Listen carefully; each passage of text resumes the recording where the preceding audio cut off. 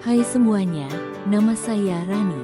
Selamat datang di video yang bakal bikin kamu paham dasar-dasar keuangan bisnis. Dalam video ini, kita nggak akan masuk ke angka-angka kompleks. Kita fokus pada pengertian, jenis-jenis dan beberapa alat analisis keuangan yang paling sering dipakai. Kita bahas mulai dari balance sheet, lalu laporan laba rugi, berikutnya analisis perbandingan, kemudian net working capital atau NWC, setelah itu analisis rasio, dan yang terakhir analisis SWOT.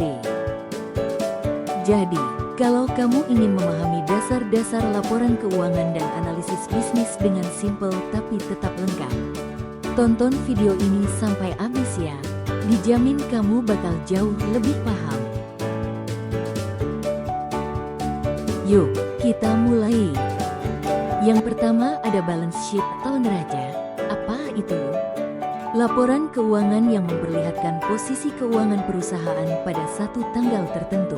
Terdiri dari aset yaitu apa yang dimiliki, liabilitas yaitu kewajiban perusahaan, ekuitas yaitu modal pemilik, menurut Kiso, Weigan dan Warfield 2018. Selanjutnya, laba rugi. Laporan laba rugi menunjukkan kinerja keuangan selama periode tertentu, misal 1 bulan, 1 kuartal, atau 1 tahun. Komponen utama pendapatan yaitu jumlah uang yang diperoleh dari aktivitas bisnis. Kedua, beban atau biaya yaitu biaya yang dikeluarkan untuk menghasilkan pendapatan. Terakhir, laba atau rugi yaitu laba bersih dihasilkan pendapatan dikurangi beban. Peran laporan laba rugi: mengukur profitabilitas, menilai efisiensi biaya dan membantu menentukan strategi peningkatan laba. Selanjutnya, analisis perbandingan. Analisis perbandingan digunakan untuk melihat perubahan kinerja antar periode sebagai dasar pengendalian. Ada 2 cara, analisis horizontal dan vertikal. Selanjutnya, net working capital atau modal kerja bersih. Modal kerja bersih adalah selisih antara aset lancar dan liabilitas lancar. Aset lancar misal kas, sedangkan liabilitas lancar misal utang. Mengapa NWC penting? Melihat risiko kekurangan kas, mengontrol arus kas, menilai kemampuan perusahaan dan menentukan kebutuhan pinjaman. Jika NWC positif berarti bisnis sehat, sedangkan jika negatif potensi gagal bayar. Selanjutnya, analisis rasio. Analisis rasio yaitu metode untuk menilai kinerja keuangan perusahaan dengan membandingkan angka keuangan dalam laporan. Jenis-jenis rasio: 1. Likuiditas yaitu kemampuan bayar jangka pendek. 2. Profitabilitas yaitu kemampuan menghasilkan laba.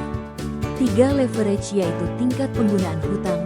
Terakhir, aktivitas yaitu efisiensi penggunaan aset. Yang terakhir ada SWOT. Apa itu? SWOT digunakan untuk mengevaluasi kondisi internal eksternal perusahaan. Terdiri dari strengths, weaknesses, opportunities, threats. Komponen SWOT yang pertama strength artinya keunggulan yang dimiliki perusahaan.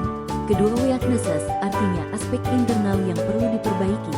Lalu opportunities yaitu kondisi eksternal yang menguntungkan. Terakhir, threats faktor luar yang merugikan.